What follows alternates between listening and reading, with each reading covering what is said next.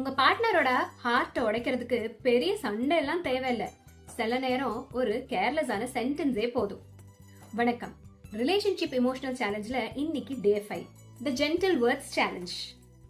வணக்கம், நீ எப்பவுமே இப்படித்தான், உனக்கு எதுவும் புரியாது, இதை கூட பண்ண முடியாதா அப்படின்னு இந்த மாதிரி சின்ன சின்ன வார்த்தைகள் நமக்கு சின்ன சின்ன விஷயம் மாதிரி தான் இருக்கும்.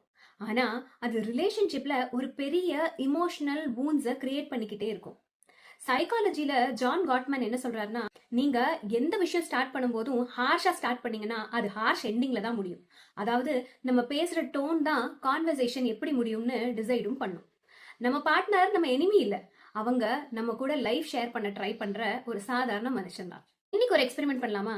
கோவம் வந்தாலும் ஸ்ட்ரெஸ் இருந்தாலும் கரெக்ஷன் சொன்னாலும் ஜென்டிலா பேசுங்க. நீ இது தப்பு பண்ணிட்ட அப்படின்னு சொல்றதுக்கு பதிலா, இது உனக்கு நடந்தப்போ ரொம்ப கஷ்டமா இருந்துச்சா அப்படின்னு கேளுங்க.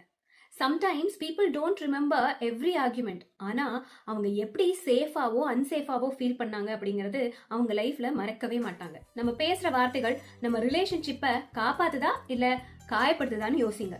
இன்னைக்கு சேலஞ்ச் என்னன்னா, இன்னைக்கு ஒரு நாள் மட்டும் கிரிட்டிசிசம், சர்க்காசம், கண்டெம்ட் இல்லாம பேசி பாருங்க. உங்க டோனை மாத்துங்க, உங்க ரிலேஷன்ஷிப்பும் கண்டிப்பா மாறி இருக்கும். அன்புடன் பவித்ரா.